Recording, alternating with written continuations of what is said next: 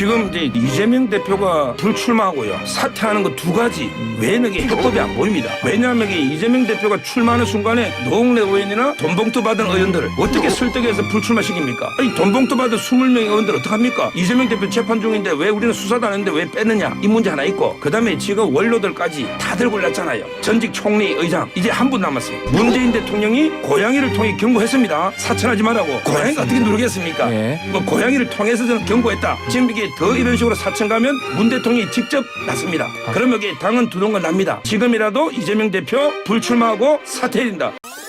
국민의힘에서 수도권 32석 얘기 나오는 것은 이제 지난번 총선에서 수도권에서 국민의힘이 얻은 의석이 16석이었습니다. 그래서 그걸 이제 2배 정도 얻을 수 있을 것이다라고 하는 것인데, 제가 살펴보니까 서울, 인천, 경기 지난번 총선에서 한 5% 이내에 결과가 났던 곳들이 한 10곳 정도 있어요. 한 자릿수 차이 난 곳 같은 경우는 지금 분위기에서 국민의 입장에서는 한번 해볼 만하다는 생각이 이제 들 수 있는 것이고, 거기다가 지금 제3신당 요인이 있어요. 그러면 오히려 민주당에 대한 지지표에서 이탈 가능성이 좀 더 높을 수 있는 것이거든요. 예를 들면은 지난번 총선에서 고민정 후보와 오세훈 후보가 붙었잖아요. 광진에서. 근데 거기 같은 경우에는 표차가 한 3%포인트 정도 요 정도밖에 안 났었어요. 그러니까 서울이 평균을 내보면 대체적으로 한 10% 초반대 표차가 났거든요. 민주당이 그런 식으로 전체적으로 낙승을 했어요. 강남 3구 빼놓고는 지금 다 가져갔잖아요. 근데 민주당 2020년에. 근데 그때 당시에 접전으로 붙었던 데는 다 해볼 만하다. 이런 계산법이 나온 거고 32석 저는 가능할 수도 있다고 봅니다.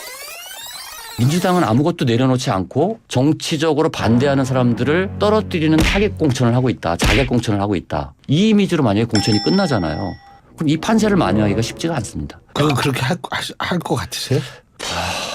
한숨이 나옵니다. 아니 대답 대신 한숨입니까? 민주당이 이번처럼 무전략으로 선거를 하고 있는 경우를 좀 본 적이 없습니다. 민주당이 만약에 수도권에서 혹은 그 전국적으로 지금 선거 판세가 지금 불리해지고 있는 걸 막고 이거를 역전시키기 위해서는 저는 지금도 이재명 대표 비선을 해야 된다고 보고요. 그리고 조정식, 정청래, 정성호 불출마를 해야 된다고 봅니다.